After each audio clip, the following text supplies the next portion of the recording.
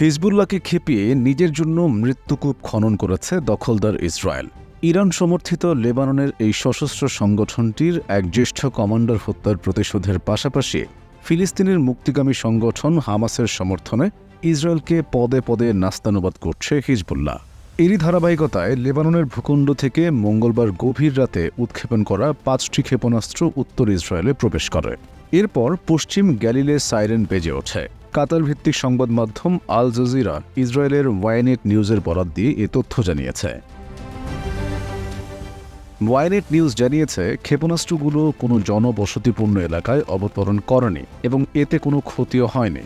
সংবাদ মাধ্যমটি আরও জানিয়েছে, সব মিলিয়ে মঙ্গলবার উত্তর ইসরায়েলে হিজবুল্লাহ 135টি ক্ষেপণাস্ত্র নিক্ষেপ করেছে।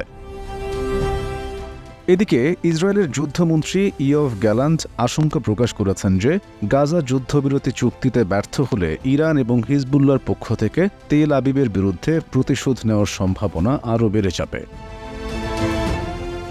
ইসরায়েলের চ্যানেল 12 গত সোমবার জানিয়েছে, গ্যালান্ট ইসরায়েলের প্রধানমন্ত্রী বেনিয়ামিন নেতানিয়াহুকে মন্ত্রিসভায় ফিলিস্তিনি প্রতিরোধকামী সংগঠনগুলোর সাথে চুক্তির একটি খসড়া উপস্থাপন করতে বলেছেন।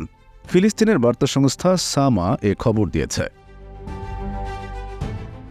গ্যালান্ট অভিযোগ করেন, নেতানিয়াহু সবসময় গাজা উপত্যকায় যুদ্ধ অব্যাহত রাখা এবং যুদ্ধবিরতি বাধাগ্রস্ত করার বিষয়ে তার নিজস্ব নীতি অনুসরণ করে চলেছেন। ইয়ভ গ্যালান্টের এই বক্তব্য এমন সময় এলো যখন গাজা উপত্যকায় যুদ্ধবিরতির জন্য এই সপ্তাহের শেষের দিকে কায়রোতে আবার আলোচনা শুরু হওয়ার কথা রয়েছে।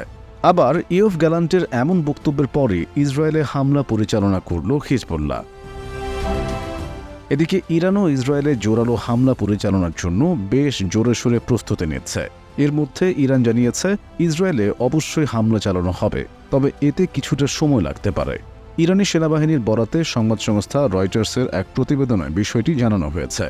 তবে আশঙ্কা করা হচ্ছে, ইরান সময় নেওয়ার কথা বলে কোনো প্রকার পূর্বাভাস ছাড়াও ইসরায়েলের ওপর হামলা চালাতে পারে।